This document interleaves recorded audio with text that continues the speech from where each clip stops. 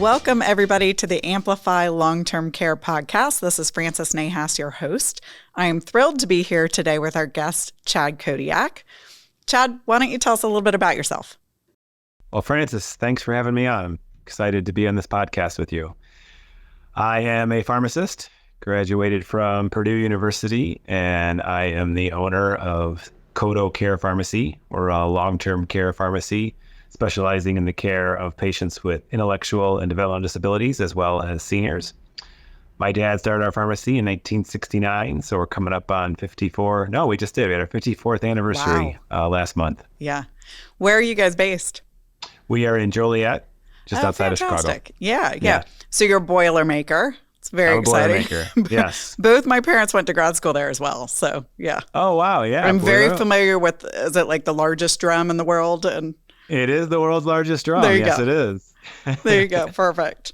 So I see behind you, the little word wall, and it says KODOCARE. Tell us a little bit about what that means to you. Oh, man, a lot. So the store my dad started was literally a corner drugstore. So it even had like the angled door on the corner that you walk through that later the chains tried to remake. But that was our front door when the building was built in 1955. And we had everything. So we had greeting cards, we had Fannie Mae candies, and I'm going to test you here, Frances. Have you heard of Precious Moments figurines? I probably have a few in a box that my mother has like cleaned out and handed to me somehow. Yes, I'm sure we still have a box somewhere of some of the ones we never sold. So if you need some more, we can probably get them for you. And right after we opened a building, right after my dad opened, a building on the street called and said, "Hey, can you fill our prescriptions?" And my dad, of course, said yes. And this is long before we had terms like assisted living and supported living and things like that. And it was just something we kind of did out of our back room. And it was great. We close the store and then go and fill those prescriptions and then go home. Well, as the retail landscape started to change and we had to find a way to stay alive, my dad said, well, why don't we try to figure out how to do some more of this? And so KODOCARE was sort of born out of that. And now it's exclusively what we do. And it's been really, really fun. It's amazing how different it is, but at the same time, how rewarding it is. How long have you been doing only sort of that long-term care filling? I feel like we still aren't. Right. Still have a couple patients who walk in the front door. We still have Frances, they followed us. This is our third location. Yeah. They followed us through 3 locations. They passed, I can't tell you how many pharmacies from where they live to where we are. And I'm like, if you're willing to do that, what am I going to say no? There's no way. A testament to community pharmacy. I know really this is our long-term care podcast, but it's a testament to community pharmacy, right? How, they wouldn't do it if you didn't take great care of them. And it's a different kind of care. So and I like to use the word community. I like to use the word independent, and I think that both of those can apply to our long-term care pharmacy. Right? We provide for the community, and what's been really fun for us, Frances, is we've kept our sort of retail itch scratched with our vaccines, which I know we're going to get to that in a minute. But all those patients that even we lost to mail order, they still come to us to get vaccinated, and so that's been really, really cool. It's like a perfect lead-in. So tell us. I don't know where to start. Where do you want to start with vaccines? It's a great topic. Well, I think I need to start with, I know that everyone that's watching this, as well as listening to it, thinks I look like I'm 25 years old. But I graduated pharmacy school in 1999, and there was no vaccine training back then. I think we had a 1-hour lecture, and I think they threw the schedule up with all the different colors and the months of, pediatric vaccines.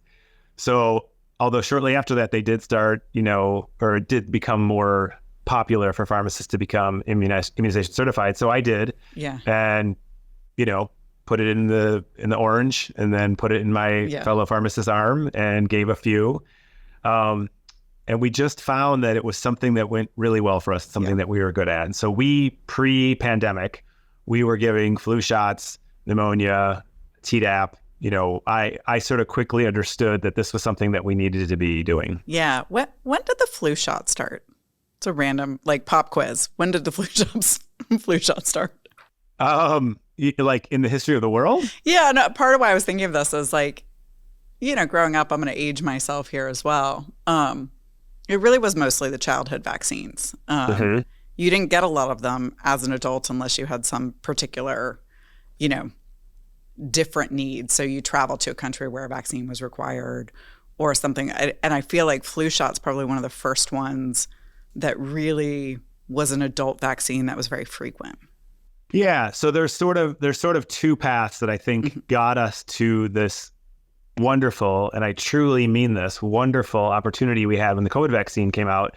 And one was the flu shot, and the second was travel vaccines. Yeah.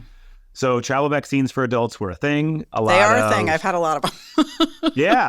And a lot of forward-thinking pharmacies were able to capitalize on that, especially if there's a travel clinic in their town, right? And the clinic would say, hey, we need some help, or can you help us out with this? And so that was us, right? And so we helped out our travel clinic. The other thing we did is we helped out a lot of the independent practitioners in town with just the purchase side. Because as a pharmacy, we can sell boxes that are less than 10, right? So if you got this prescriber who wants 3 and this one wants 4, this one wants 3, that's a full 10, whereas they're forced to buy that full box of 10 and they don't know if they're going to use them. Right. So, we were sort of knowledgeable in the space. And so when the pandemic kind of hit, we were ready. We were actually waiting for it. We were hearing pharmacies that were making hand sanitizer. Well, we don't compound. We can't do that. Right. Pharmacies who were sewing masks. Well, I don't sew. So that wasn't something I could do. And we're like, if only a vaccine would come out. And all of a sudden, boom, it hit. And we were ready. And we hit the ground running. And I think in the first year we gave, on January 6th, I picked up the vaccine. So if you can remember the January 6th insurrection, I'm driving across the highway going to pick up vaccine. And I'm like, what parallel universe do I live in right now? I'm going to pick up COVID vaccine. They're raiding the Capitol. Like, what is really going on right now? It was a very strange day. It was a very strange day. We gave, that was Wednesday or Thursday. I think we gave 1,000 the next day. We gave 2,000 over the weekend. And by August that year, we'd given 40,000 COVID vaccines.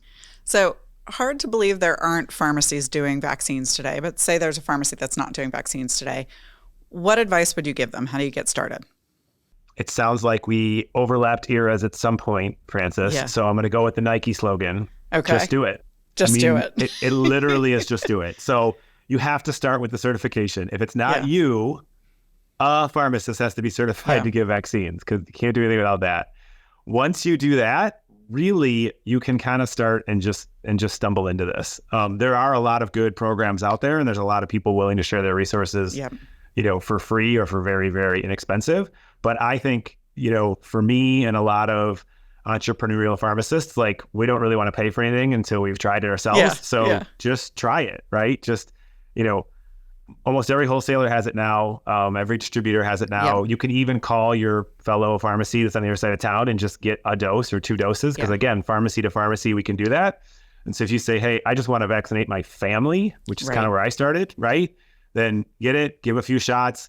I think the other thing that's really hard, Frances, that I forget a lot is if you ask most pharmacists why they became a pharmacist, they say they didn't want to go to school as long as it took to be an MD. Yeah. And they don't like blood and guts. They want to be a nurse, right? Give me my little white pills and I'll be fine. Right. Well, now we have to have a needle in our hand. And some people are going to school for a very long time, but that's another topic. Right. So I think it's just getting over that, hurdle. I think I remember when I hit my first and only, thank goodness, bone, that's a thing. Ouch. Sometimes you put the needle in too far. They don't feel it. I'll tell you all, everybody on the call right now, but you do, and you freak out. I did. I freaked out. So I think it's just getting over some of those little hurdles. And then from there, I'm telling you, our door right now is so wide open for us to take advantage of this opportunity. And I know this isn't the clinical opportunity we wanted, right? I know that we can do so much better with our education. Just thinking of a few things off the top of my head, with heart, with diabetes, with, blood disorders, but this is the opportunity we have. And so if we can make the most of this opportunity, I truly believe those next doors will start coming and be opened. Yeah. So how do you think long-term care pharmacies, what's their particular role with vaccines? So I think we all have in our head the image of sort of the traditional community pharmacist, and you go in and you schedule your appointment. This is probably how most of us got our COVID vaccine, if we got one over the last couple of years. How's it differ in the long-term care setting? A little history helps. Okay, so love a history lesson. Historically, and I'm not a historian, but I learned this. Long-term care facilities didn't want the pharmacies involved. Yep. And so they would ask for them to just acquire the product and then provide it or even sell it to them, and they'd take care of it from there.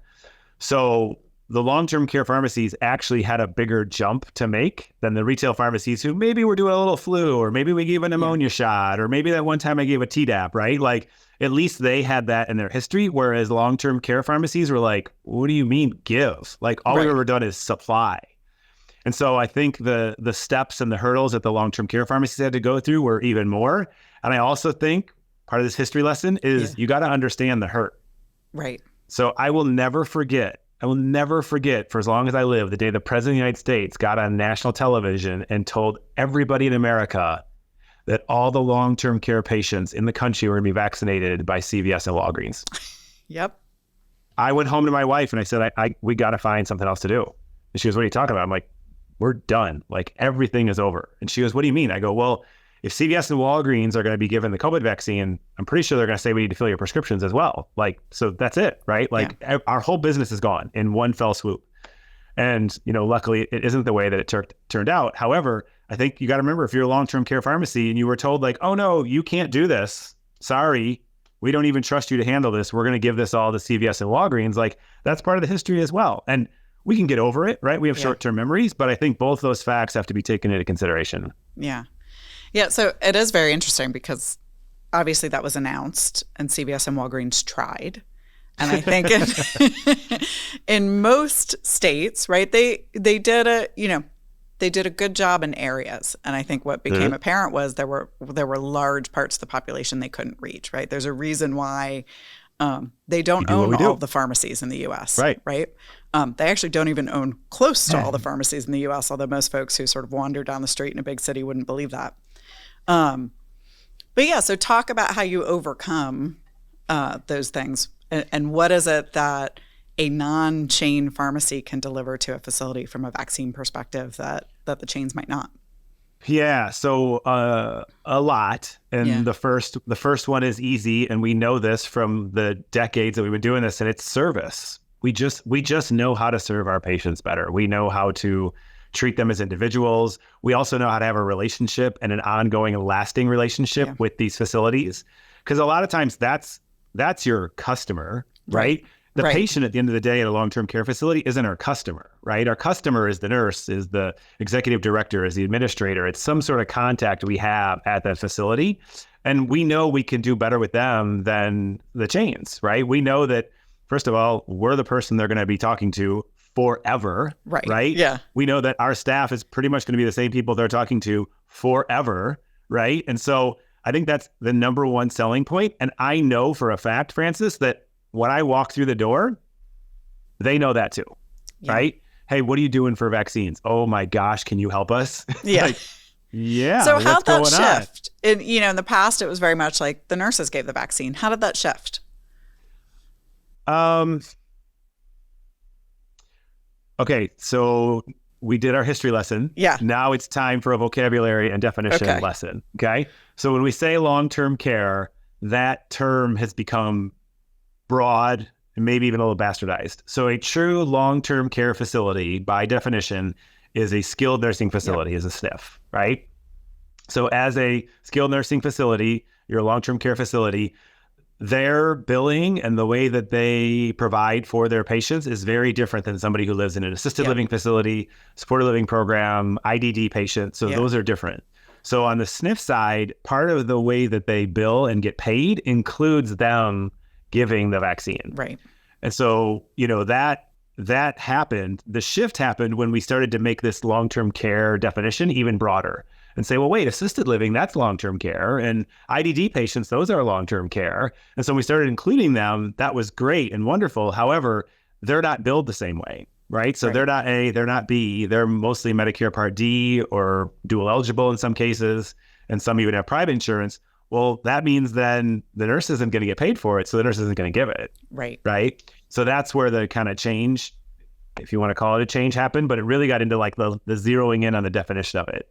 The other thing that really changed, I know I'm starting to ramble here, but the cost went up. Yeah. Right. You talk about the flu shot, you're talking about a $9 or a $10 flu shot. Well, now we've got, HD and the adjuvant, and these are $65, $70 shots. Well, these nurses and these facilities aren't taking chances on those shots not getting paid for or billing them incorrectly or things like that. So yeah, it's one thing if it's a like 1 cent aspirin, right? Because it's different when it's a $65 it's a $65 drug, right? Yeah. Like aspirin 1 milligram just said it's a house bottle of stock, right? But Eliquis is different. So yeah. So talk about the billing, because I think one of the things, two sides to this conversation. One is, hey, pharmacists should know how to get billed, whether it does hit the medical benefit or it hits the pharmacy benefit, right? So we do the pharmacy benefit all day long, but there's vaccines that hit the medical benefit also, right? That's one element.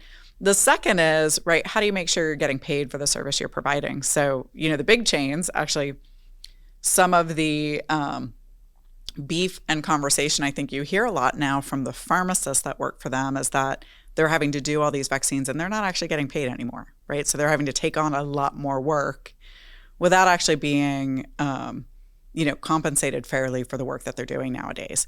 So how do we think about that in the community of the long-term care setting? So that was like 9 questions in one. I know. Right? Yeah, this is how. So we'll go backwards. We'll start with the getting compensated for the work that you do, and then we'll get to the type of billing. Right. All right. So when we talk about compensation, I think we have to remember, it's so important that we have to remember who we're talking about here and who the quote unquote enemy is, right? Yeah. And so when we were getting paid, when staff pharmacists were getting paid and technicians and everyone who was helping out, it's because the reimbursement was appropriate, right? Yeah. We were getting paid the appropriate amount of money for the value we were providing. And when the public health emergency expired on May 11th this year, all of that went away. And so now we are not getting reimbursed appropriately. And so, a chain staff pharmacist can be mad at their employer for not paying them. What they have to understand is I'm pretty sure their employer would if they could pay them, depending on the company. Yeah. They're not getting paid anymore either, right? It's like the same thing. So we have a hospital right on the corner and the nurses went on strike for fair wages and everyone wanted to support the nurses. And I was like, I don't know if we're fighting the right fight. Why aren't we fighting the insurance companies who aren't paying the appropriate amount for the service that we're all providing, right? They keep asking more and more of us, and we keep doing it because we all took this Hippocratic oath, which was probably the worst business decision we ever made in our life. And now it wasn't a business decision, right? That's the problem. It wasn't a business decision. It wasn't. But now we all do this because we're all good people, right? We all want to take care of our fellow brothers and sisters. But, because of it, these insurance companies are continuing to take advantage of that. And I just think it's heading in the wrong direction. Interesting. Yeah. And it is this challenge I think I see as I watch the industry as a whole. Providers get more and more squeezed, right? Because you are stuck in the middle. So let's talk how, if you're an owner of a pharmacy, right, how you can think about the different ways you can get compensated fairly for the work of delivering vaccines to the population. We'll stick with that one for now. So okay. Keep me focused. So I think the first thing we have to talk about when it comes to reimbursement is remember, especially you long-term care pharmacies out there listening to me, that there's multiple fields to fill in when you're asking for reimbursement, and make sure that not only are they all filled in, but they're all filled in appropriately. So for instance, on the prescription side, we have to fill in the residence code, right? And we have to make sure we're getting the right dispensing fee for that. For vaccines, we have to make sure that we're not only asking for payment for the product, but we're also asking for payment for the service that we are providing, for the injection fee or the administration fee or whatever the insurance company that you're billing calls it. And not only are we asking for that fee, we're asking for the appropriate amount. And so as we know for the product, we always ask for AWP or more because we know that they're going to pay AWP or less. It's the same thing on the injection fee. Yeah. So we have to ask for the injection fee that is at least as high as the most you've ever gotten paid for an injection fee or more, because we all know they're going to pay for whatever we ask for, not necessarily what we're supposed to be paid for. Right. Super interesting. And then how do you think about, or do you sort of monitor when it hits the pharmacy benefit versus hitting the medical benefit? So what we do is we bill every vaccine first through the prescription benefit. Okay. And although I don't have extensive data, but although we do know that perhaps sometimes the medical benefit does pay more, like if you're comparing $1 to $1.25, that's more. For us, getting that extra 25 cents, it costs us so much to get there where we'd rather know in real time that we are getting paid and how much we're getting paid. So we build a prescription benefit first. If it doesn't go through the prescription benefit, then we kick over to the medical benefit. Right. But that's just what we've done at our pharmacy. Yeah, it's the revenue cycle question, right? Of like and it is this balance. We have this debate because oftentimes if it hits the medical benefit, it does pay a little bit more. But you don't, one of the beauties of pharmacy and the way pharmacies are built is it's pretty real time, right? You know what you're going to get paid. There are a few other places in healthcare where that happens. Yes. As I wade into this world of medical billing, I'm like, I don't know how you guys live. Like, it's amazing to me that they provide all these services that they could, of course, never get back, right? Like you can't get the surgery back, right? And they have no idea what they're getting paid for that or when. And I'm just like, I can't believe it. This is one of those little, like, go down the bunny trail in a totally offshoot direction. But I read a lot about the sort of the surprise billing and the idea of sort of billing transparency or price transparency that you know ahead of time. And all I think about is the technology behind that, where I'm like, it's a mainframe that runs batch processes, right? It isn't real time. Like, it's really hard, even if you wanted it to be, to get that information real time. And so medical billing does tend, it lags by weeks, if not months in some cases. So never mind layering on all the insurance processes, right? Yeah, we still have most of our vaccines have been paid for now, but we still have testing because we, not only wouldn't we, but we couldn't turn anybody away for testing. Yeah. I think at last count, we're at $600,000 still in tests that we're owed money for that we probably will never see a penny for. Wow. Yeah.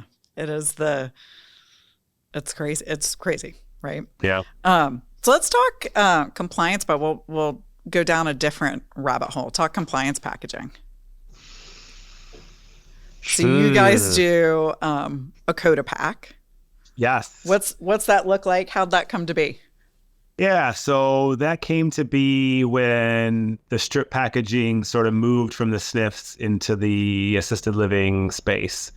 And I was just, I don't know, in love. I just was like, this is so cool. Like, this is a no-brainer. Like, Are you kidding me? Like, the meds are sorted, they're tamper evident. Like, there was just so much about it. It was, you didn't have to worry about the size of the bubble because you could just have multiple packs if you needed to. Like, just to have one system for everyone just seemed so wonderful. And so we really, really liked it. We were able to partner with a good company and get a machine that's been very reliable to us. And so we've really enjoyed that.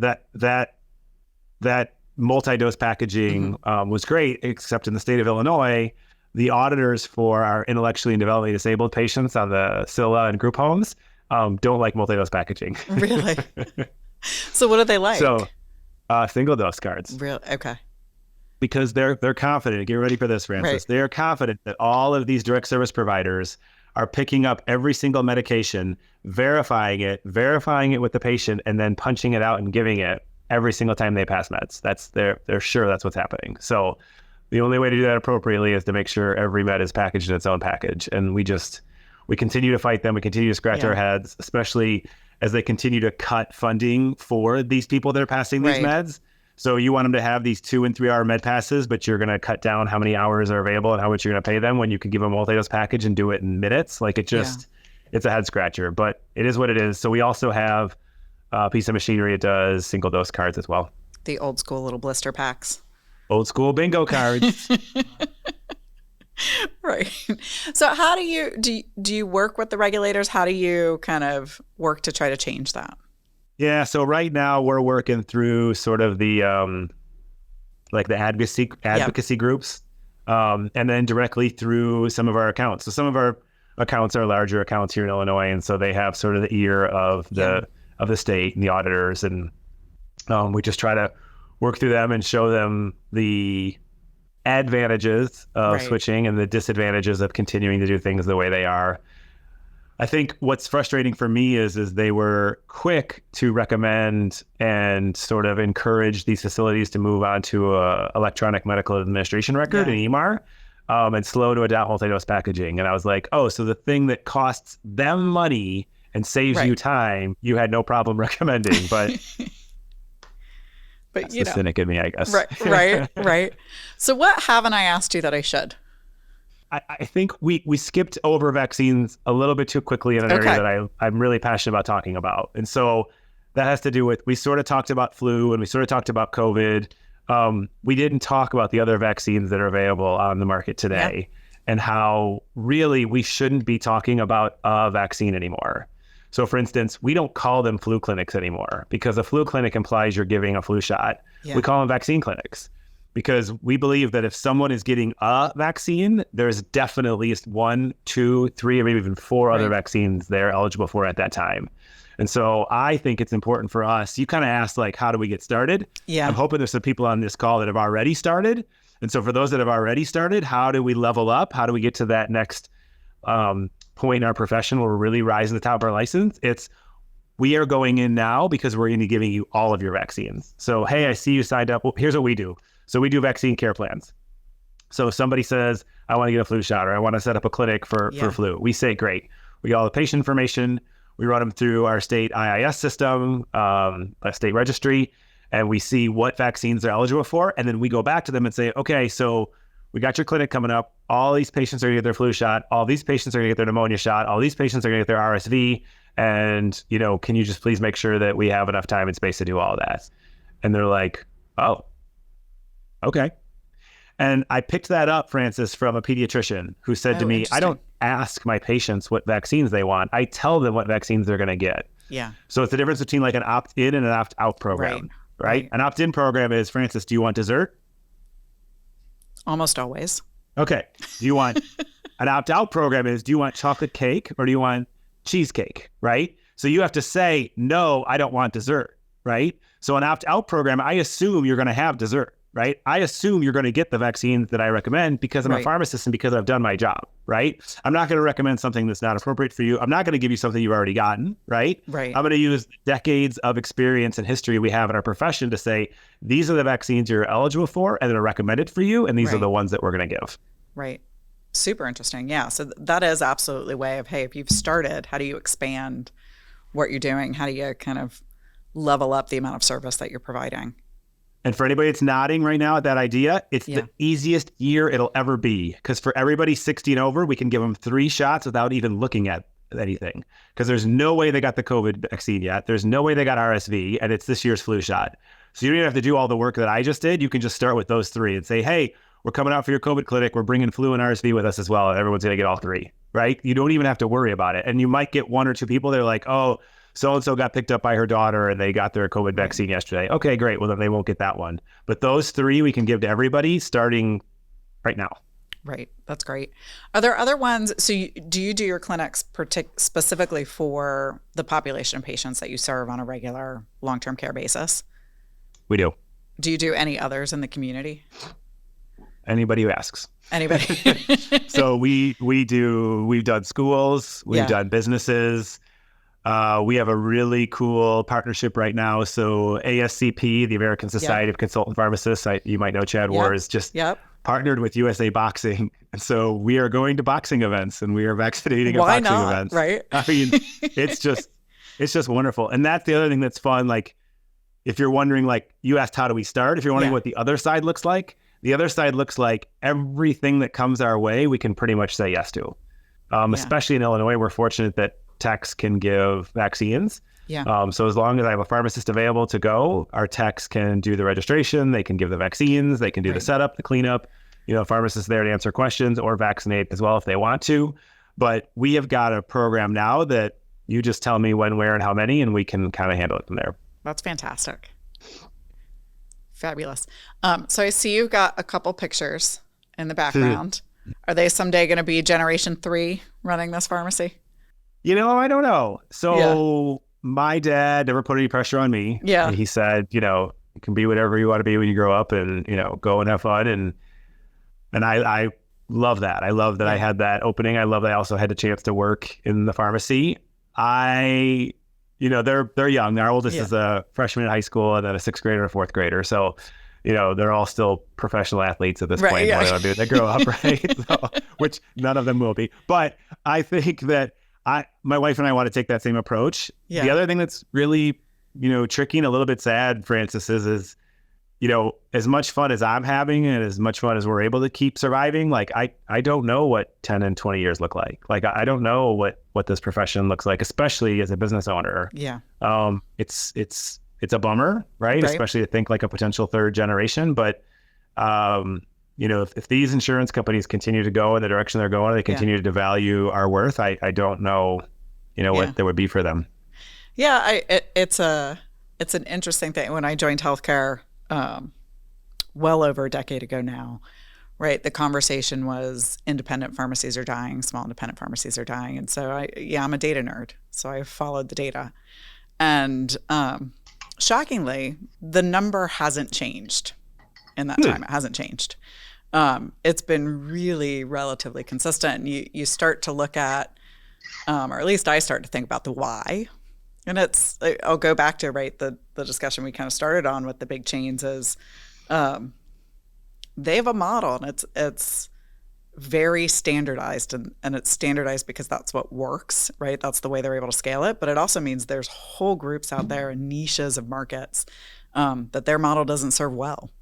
I think we see that with what you do, right? I mean, their model isn't necessarily going to serve the patients that you serve every day and do it as well as you do. I totally agree. I mean, my friends out there that are doing this, the other independent pharmacy owners, whatever space they're in, it is so fun. It is so fun right now to have these opportunities. And I've been doing this just long enough to know that this is rare. When I first kind of took over for Dad, I mean, there wasn't these opportunities, right? It was really sort of dire. And now there is, and those of us that are willing to do it, and also the availability of technology.